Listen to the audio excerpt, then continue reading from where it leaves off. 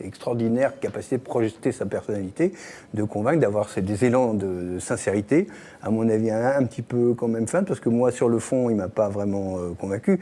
La question qui reste posée, alors, bien sûr, après tout, d'abord, il est présumé innocent, on va le répéter autant de fois qu'il le faut, donc il est présumé innocent, et il y a les questions qu'ont posées les juges, c'est pourquoi il y avait autant d'argent liquide dans sa campagne, pourquoi il y avait un coffre-fort, ça a été reconnu. Alors il dit il y a des papiers qui sont des faux, etc. Mais il y a des questions qui restent en plan, c'est que il y avait un coffre-fort apparemment plein d'enveloppes avec des billets qui étaient prêts à être utilisés pendant la campagne, qui ont été utilisés pendant la campagne, etc. Il y a beaucoup de choses sur lesquelles il va falloir qu'il s'explique au fond. Oui, ça va durer longtemps. Je pense que l'instruction dure, le dossier dure depuis longtemps. Ça va durer encore longtemps. Là, il fait de la politique à sa manière, c'est-à-dire très bien. Véronique Reitout, sur les réseaux sociaux, on a été convaincus par l'argumentation. Alors déjà, ils n'ont pas retenu ce passage-là. Quand on résume, le passage qui a été retenu, c'est « Vous fumez, monsieur », qui les a bien occupés. Je ne sais pas si vous vous souvenez, c'était dit « Je n'ai jamais... » Sur Twitter, on ne va pas toujours à l'essentiel, on peut dire ça comme ça. Non, parce qu'en fait, alors au-delà de la blague... En même temps, il n'aurait jamais dû employer cette... Mais vous fumez, monsieur, en fait, il a été détourné tout le temps, pas que sur Twitter d'ailleurs, aussi sur Facebook, mais il a été détourné pour commenter le sujet, à chaque fois qu'il disait un truc. Après, on peut dire que ça reste quand même une personnalité qui fascine, parce qu'il y a eu plus de 230 000 messages pendant son intervention. C'est beaucoup. C'est beaucoup, quand même. Alors, Nicolas Sarkozy fait toujours beaucoup parler, mais il fascine. Après, on va dire qu'il y a quelques points qui ont été beaucoup commentés, en particulier des points factuels sur lesquels il s'est appuyé, qui étaient sa présence à Paris le 26 janvier 2007, où il y a des tas de gens qui prouvaient que non, pas du tout.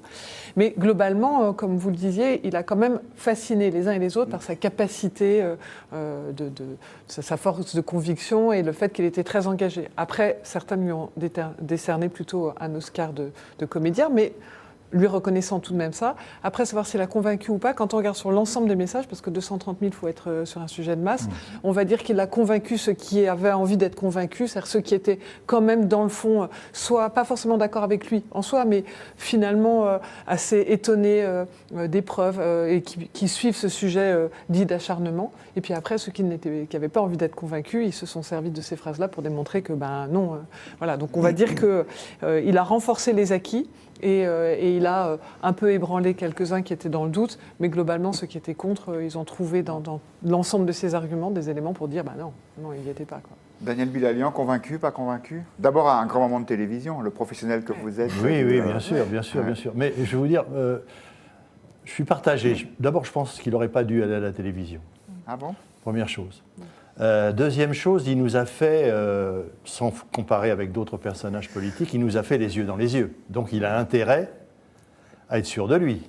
Quand on fait les yeux dans les yeux, comme notre ami Cahuzac, il faut être sûr de soi. Hein. Alors donc là, il a pris du risque. Ensuite, je reproche d'être rentré dans les détails. Il s'est comporté un peu comme s'il était son avocat. Le bureau du ministre de l'Intérieur, c'est pas au premier étage, c'est au rez-de-chaussée, etc., etc. Ça n'avait aucun intérêt venant de sa part, c'était pas ce qu'on lui demandait. Deuxièmement, il a énoncé un certain nombre de choses sur lesquelles il aurait dû se méfier, mais les informations sur lui sont bizarres. Par exemple, Mediapart affirme que c'est là où ça a démarré, il a touché une somme de... Eh bien, si on relit attentivement les conclusions de l'instruction de cette première affaire, il a été dit, j'ai repris les termes exacts, que l'instruction n'a pas permis d'établir que c'est un faux. Mais les juges ne prennent pas le risque de dire que le document de Mediapart est réel. C'est quand même très très différent. C'est pas forcément un faux. C'est pas un faux, mais c'est pas un vrai pour autant. Quant à lui, c'est là où je reproche d'être comporté comme son avocat et de ne pas avoir fait attention. Il dit « Je n'étais pas là le jour où M. Takedine dit qu'il m'a rencontré ». Si, il était là puisque c'était l'enterrement de l'abbé Pierre et qu'il était dans l'église. Donc vous voyez, hier soir, à mon avis, il en a trop fait d'un côté. Alors en même temps, il est toujours convaincant, mais moi je reste sur lorsqu'il est au sous-sol avec les voyous qui sont au-dessus et il dit venez ici, racaille, venez redescendez, je vais m'occuper de vous. Lui, il a 50 flics autour de lui, les autres, ils sont tout seuls. Donc moi je peux faire ça aussi, je veux dire, c'est pas compliqué la vie comme ça. La dernière chose où ça tourne à la comédie un peu, c'est ça, son épouse qui cette nuit a fait un tweet, tu es beau, tu es grand, tu es fort. Ah, le soutien, c'est normal, non? Oui, mais les termes, que son épouse... C'est une artiste, Daniel Bilalian. Oui, j'entends bien, mais je veux dire, moi je suis un Français moyen, je ne suis pas autre chose, je ressens ça comme un peu de la comédie. En tout cas, il a joué très gros hier, il a intérêt à être sûr de lui, parce qu'il nous a fait du Cahuzac, et quand on fait du Cahuzac, on sait comment ça se termine si ce n'est pas vrai. Alors, les réactions sur le chat, sur Twitter, alors c'est formidable parce que c'est très partagé là aussi. Il y a Yann qui nous dit il veut passer le passé au Karcher. L'Artichaut nous dit il faut surtout bien écouter ce que M. Sarkozy dit de M. Guéant. Wait and see. C'est vrai, c'est qu'à la fin de son intervention, l'ancien président de la République a dit mes collaborateurs sont en gros assez grands pour répondre même des reproches qu'on pourrait leur faire. Certains ont interprété ça comme une forme de prise de distance par rapport à Claude Guéant et à Brice Hortefeux. Est-ce le cas? Wait and see, comme nous dit l'Artichaut. Philippe Lambert nous dit laissons faire la justice, qui est plein de sagesse.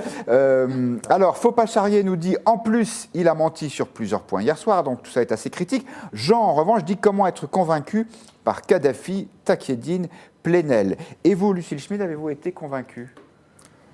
Moi, je rejoins Daniel Bilalian sur le fait que c'est un merveilleux avocat, mais être l'avocat de soi-même, c'est compliqué.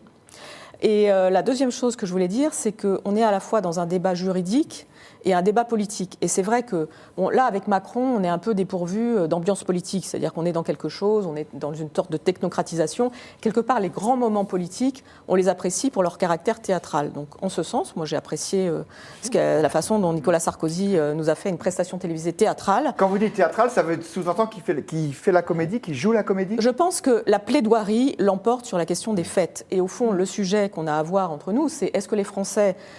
très contents du théâtre, parce que je pense que chacun d'entre nous aime aller au théâtre. Comment est-ce qu'ils réagissent lorsque, ensuite, les éléments de preuve sont sur la table? Et là, c'est vrai qu'on est à un moment assez crucial, c'est-à-dire que, comme ça a été rappelé, il y a une instruction qui est menée par les juges depuis maintenant plusieurs années, qu'on est à un moment où ils estiment qu'il y a un faisceau en fait, d'indices concordants sur le fait qu'il y a une culpabilité de Nicolas Sarkozy, et en même temps, on n'a pas les preuves. Parce que, comme ça a été rappelé par Daniel Bilalian, la question du document fourni par Mediapart, en droit, il a été jugé qu'il n'était pas faux, mais il n'a pas été jugé qu'il était authentique. Donc on est dans une situation de tournant où on attend les preuves et quelque part, au fond, il faut qu'il y ait les preuves. Parce que je crois que pour Nicolas Sarkozy, c'est nécessaire s'il est innocent. Personnellement, je ne pense pas qu'il soit innocent, mais comme vous l'avez rappelé, il est présumé innocent. Et j'espère pour les juges qu'il y aura vraiment des éléments de preuve, parce que là, ils ont pris un risque, et ça a été rappelé par beaucoup de monde, parce que c'est un ancien président de la République qui a été mis en examen, parce qu'il y a eu une forme de mise en scène qui nous a rappelé d'ailleurs un peu ce qui s'était passé sur un autre continent, avec Dominique Strauss-Kahn. Enfin, on a le sentiment que la justice prend une place croissante en France, alors qu'on est un pays où la question du droit et de la politique était quelque chose qui n'existait pas comme aux États-Unis. Donc il y a une évolution. Moi, je la trouve positive, mais le sujet, c'est qu'est-ce qui va se passer maintenant, et assez vite. Parce que si ça dure encore des années, je crois qu'on regrettera le fait qu'il y ait eu cette espèce de moment où il n'y a pas d'éléments de preuve et où Nicolas Sarkozy nous dit qu'il est innocent. Je crois qu'il faut un dénouement judiciaire rapide. En tout cas, ce qui est sûr, à mon avis, c'est que cette affaire est grave. C'est grave s'il est... C'est grave si les faits sont prouvés et si les faits ne sont pas, c'est grave aussi. Parce qu'il y a quand même eu une mise en musique judiciaire, pour ne pas dire une mise en scène, avec cette garde à vue, qui est quand même très lourde de conséquences politiques. Je vous propose de passer d'un ancien président de la République à un actuel. Emmanuel Macron doit-il lâcher du lest? Je vous propose qu'on voit tout de suite ou qu'on revoie, parce qu'on l'a aperçu brièvement tout à l'heure, la couverture de Marianne de cette semaine, qui est une excellente introduction à notre sujet, par la question qu'elle pose, ou plus exactement par la présentation qu'elle fait de l'action présidentielle, la tentation de la toute-puissance, avec un Macron en Louis XIV, probablement, un tableau de Rigaud, non sans doute.